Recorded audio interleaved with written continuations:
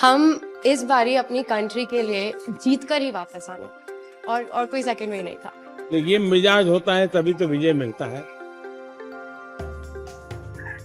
आपका जो विजन है कि इंडिया नंबर 1 होना चाहिए, आई थिंक ये बदलाव आ रहा है। हमारे देश के नौजवानों के पास सामर्थ्य है। तो जन्मदिन पे क्या करोगी? 28 को है ना? तो क्या करोगी? बस मजे करूंगी। बस ये कहाँ है? हाँ, पीछे खड़ा है।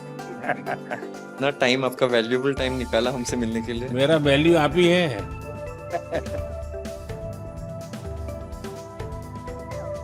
फर्स्ट टाइम इंडिया ने दोनों गोल्ड मेडल जीते हैं और टीम ने जिस तरीके से प्रदर्शन किया है वो बहुत ही बढ़िया था। मतलब 22 में से 21 पॉइंट बॉयज ने और 22 में से 19 पॉइंट गर्ल्स ने, सो टोटल 44 में से 40 पॉइंट हमने लिए। इतना बड़ा बढ़िया प्रदर्शन आज तक पहले कभी नहीं हुआ। कभी नहीं। वहां पर क्या माहौल था? पहली बार हम जीते, सब लोग हमारे लिए भी खुश हो गए बहुत, क्योंकि हमने इतना खुशी मनाया। तो सबने एक्चुअली हर अपोनेंट्स ने भी आके हमें बधाई दी और हमारे लिए एक्चुअली खुश हो गए, even our opponents also. Sir, हमने देखा है कि लास्ट कुछ सालों में बहुत सारे जो स्पेक्टेटर्स है वो बहुत रूट कर रहे थे कि दूर दूर से वहाँ पे सिर्फ देखने आए थे ये मैच को, जो पहले मेरे हिसाब से इतना नहीं होता था। तो आई थिंक चेस की भी काफ़ी पॉपुलैरिटी बढ़ गई। तो हमें देख के बहुत अच्छा लगा कि रूट कर रहे हैं। थोड़ा प्रेशर भी होता था, बट इतना हमें सपोर्ट कर रहे, वो एक अच्छा फीलिंग था। और जब हम जीते तब इंडिया इंडिया ऐसे सब रूट कर रहे थे। इस बारी 180 कंट्रीज पार्टिसिपेट करी थी, बल्कि जब चेन्नई में ओलंपियाड हुआ था, हम बोथ इंडिया टीम हम ब्रॉन्ज जीते थे। वुमेन टीम का लास्ट मैच यूएसए से हुआ था, जो हम हार गए थे और हमारे हाथ से गोल्ड चला गया था उस टाइम। तो हम फिर से उनके साथ इस बार खेले। फिर इस बार हम बहुत ज़्यादा मोटिवेटेड थे कि इस बार ही इंडिया को गोल्ड लाना ही है, इसको हराना है। इनको हराना ही है। वो मैच फाइनली बहुत क्लोज था और ड्रॉ में फिनिश हुआ, but we went on to win the gold sir. पर हम इस बारी अपनी कंट्री के लिए जीत कर ही वापस आने वाले थे, और कोई सेकंड वे नहीं था। नहीं, ये मिजाज होता है तभी तो विजय मिलता है। लेकिन जब इतने नंबर आ गए, 22 में से 21 और 22 में से 19, तो बाकी खिलाड़ियों का या बाकी लोग जो इस खेल को ऑर्गेनाइज करते हैं उनका क्या रिएक्शन था? Sir, I think Gukesh wants to answer that, but I just want to say one thing कि उसमें हमने इतनी कन्विंसिंगली जीता, स्पेशली ओपन टीम में। ऐसे लग रहा था कि कोई पास भी नहीं आ सकता है। और हमारी वुमेन टीम में हम पहले 7 मैचेस जीतते गए, फिर थोड़ा छोटा सा सेटबैक आया, हमने रेजिलियंस दिखाई, हम वापस आए। पर हमारी ओपन टीम ने तो सर, मतलब मैं क्या ही बताऊं। I think Gukesh being on board 1 was better to answer that, पर वो भाग के ले गए। Yeah, this experience was really a great team effort. Every single one of us was in like excellent form, and we were all super motivated because in the 2022 Olympiad we were very close to winning the gold medal. But then there was one game which I had played and I could have won, which would have guaranteed gold medal. I unfortunately lost that game, and it was heartbreaking for everyone. So this time we were all super motivated, and from the start we were like, we are going to win this for the team, and yeah, really glad. अच्छा, आपने कभी ये सोचा है कि कभी AI का उपयोग करके आप लोग अपनी गेम को करेक्ट कर सकते हैं या दूसरे की गेम को समझ सके? Yes, sir. With AI, the chess has evolved. There has been new technology, and the computers have become much stronger now. And it is showing a lot of new ideas in chess, and we are still learning from it. And I think there is a lot to learn from it. Sir, I think अभी ऐसा हो गया है कि AI के tools सबको available हो गया है, क्योंकि डेमोक्रेटाइज हो गया है। और अभी हम ज़रूर प्रिपरेशन में यूज़ करते हैं। बताइए। कुछ नहीं सर, द एक्सपीरियंस तो बहुत कुछ अच्छा नहीं, था। ऐसे ही जीत लिए। हैं? ऐसे आ गया, गोल आ गया। नहीं सर, ऐसे नहीं आ गया, बहुत मेहनत किया है। आई थिंक मेरे सारे टीममेट्स ने, इवन मेंस ने बहुत हार्ड वर्क किया है to finally get to the stage. मैंने देखा आप में से कईयों के पिता माता डॉक्टर है। पेरेंट्स दोनों डॉक्टर है और मेरी बहन भी डॉक्टर है। हैं? तो जब मैं बचपन में उन्हें देखता था कि उनको कभी रात को 2 बजे फोन आ गया पेशेंट का, जाना पड़ता था, मुझे लगा मैं जो करियर लूंगा थोड़ा और स्टेबल लूंगा, पर मुझे लगा नहीं था स्पोर्ट्स में और दौड़ना पड़ेगा। से मैंने हमेशा देखा है कि आप हर स्पोर्ट और हर स्पोर्ट पर्सन को इतना इनकरेज करते हैं और इतना सपोर्ट करते हैं। मुझे ऐसा लगता है कि आपका स्पोर्ट्स से बहुत बड़ा लगाव है, हर एक स्पोर्ट से। और मैं उसकी स्टोरी जानना चाहती हूँ, ऐसा क्यों? मैं आपको बताता हूँ। मैं ये इतना समझता हूँ कि कोई देश विकसित बनता है तो सिर्फ खजाने से नहीं बनता है कि उसके पास कितने पैसे हैं, कितने उद्योग हैं, जीडीपी कितना, इतने से नहीं बनता है। हर फील्ड में वो दुनिया में महारत होनी चाहिए। अगर फिल्म इंडस्ट्री है तो मैक्सिमम ऑस्कार हमारे यहाँ कैसे आते हैं। अगर साइंटिस्ट हैं या और किसी फील्ड में तो मैक्सिमम नोबेल हमारे पास कैसे आते हैं। वैसे ही खेल में भी मैक्सिमम गोल्ड हमारे बच्चे कैसे लाएं। ये जब होता है इतने सारे वर्टिकल, तब देश महान बनता है।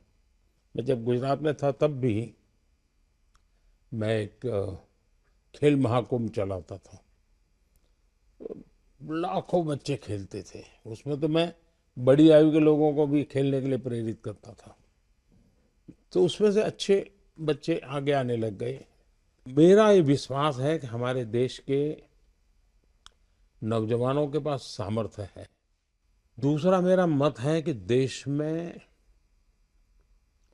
समाज जीवन का जो अच्छा वातावरण बनाना है, तो स्पोर्ट्समैन स्पिरिट जिसको कहते हैं, वो सिर्फ स्पोर्ट्स के खिलाड़ियों के लिए नहीं है, वो कल्चर होना चाहिए, समाज जीवन में कल्चर होना चाहिए। हर रोज इतने बड़े बड़े डिसीजंस लेते, तो आप क्या एडवाइस करेंगे हमारे लिए कि ये प्रेशर सिचुएशंस कैसे टैकल कर सकते हैं? देखिए, कोई भी खेल क्यों ना हो, कोई भी एक्टिविटी क्यों ना हो, फिजिकल फिटनेस बहुत मैटर करती है जी। में से बहुत से लोग होंगे जो फिजिकल फिटनेस के लिए आपकी ट्रेनिंग होती होगी, आपके लिए खान पान के लिए बताया जाता होगा, भाई ये चीज़ें खाइए, ये चीज़ें खेलने से पहले इतना खाइए, मत खाइए, सब बताया जाता होगा आपको। मैं समझता हूँ कि अगर हम इन चीज़ों की आदत अगर डेवलप करते हैं तो इन सारी समस्याओं का पचा जाते हैं। देखिए, डिसीजन मेकिंग के लिए आपके पास बहुत इन्फॉर्मेशन होनी चाहिए, बहुत इन्फॉर्मेशन, और पॉजिटिव नेगेटिव सब होनी चाहिए। आपको पसंद आता है ऐसा ही सुनने का आदत लगती है, मनुष्य का स्वभाव होता है, जो अच्छा लगता है वही सुनता है, तो वो फिर डिसीजन में गलती होती है।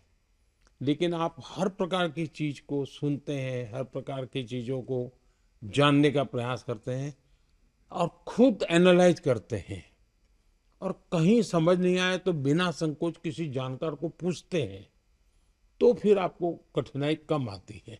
और मैं मानता हूं कि कुछ तो अनुभव से आ जाता है, और जैसा मैंने कहा कि योगा, मेडिटेशन, इसकी सचमुच में बहुत ताकत है जी।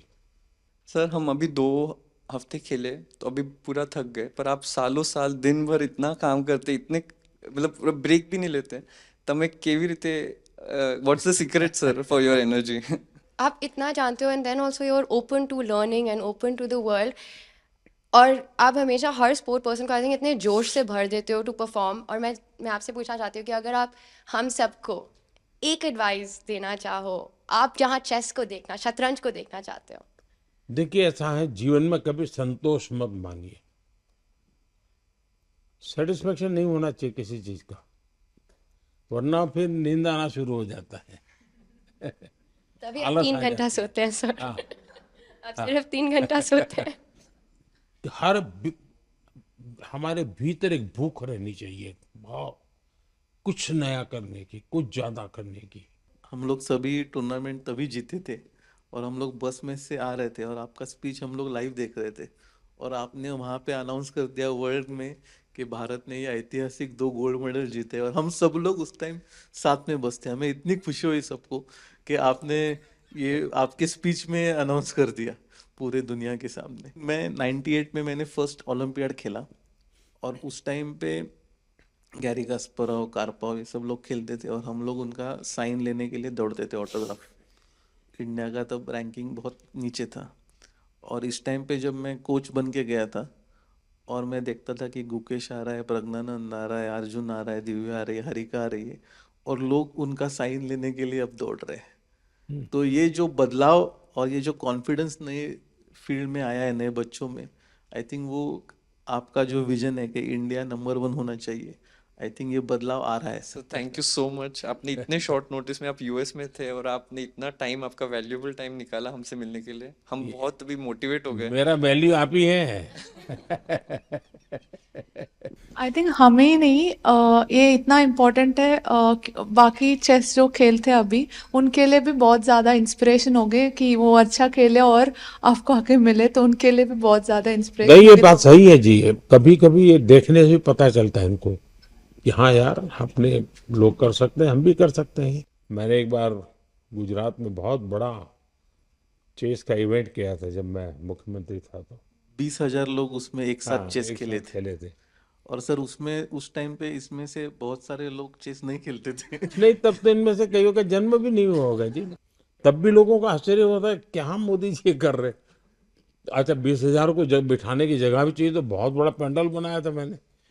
तो हमारे अफसर लोग भी कहते थे साहब अब ये इसके लिए इतना खर्चा। मैंने कहा इसी के लिए खर्चा करूंगा मैं। सर आपने जब इतना मुझे एनकरेज किया ये, वाह। तो मैं इतना खुश हो गई थी कि मैंने कहा अब तो मुझे पूरी जान लगा देनी है चेस में और मुझे अब तो इंडिया के लिए हर समय मेडल जीतना है। वाह। और मुझे मतलब मैं तब बहुत ज़्यादा ही खुश थी। और हैं। फिर तब आपने एक तो उसी उसी में थी तुम। हाँ हाँ। और ये तब आपने साइमल ऑर्गेनाइज किया था और बहुत सारी लड़कियां खेल रही थी तब। वाह। तो उस समय तुम्हें वहां कैसे ले आए थे? तब मैं एशियन अंडर 9 जीती थी, तो किसी ने मेरी मम्मी से कहा कि बहुत बड़ा इवेंट हो रहा है गुजरात में गांधीनगर में, तो मुझे तब बुलाया था। तो ये मैं रख सकता हूँ ना? Yes sir. सर प्रेम करवाना था बट इतना हाँ? प्रेम करवा के देना था आपको बट। नहीं बेटा, कोई चिंता नहीं। हाँ, ये मेरे लिए बहुत अच्छी मेमोरी है। तो ये शाल रखा है कि नहीं रखा है? यस सर रखा है। है? हाँ, क्या अच्छे से।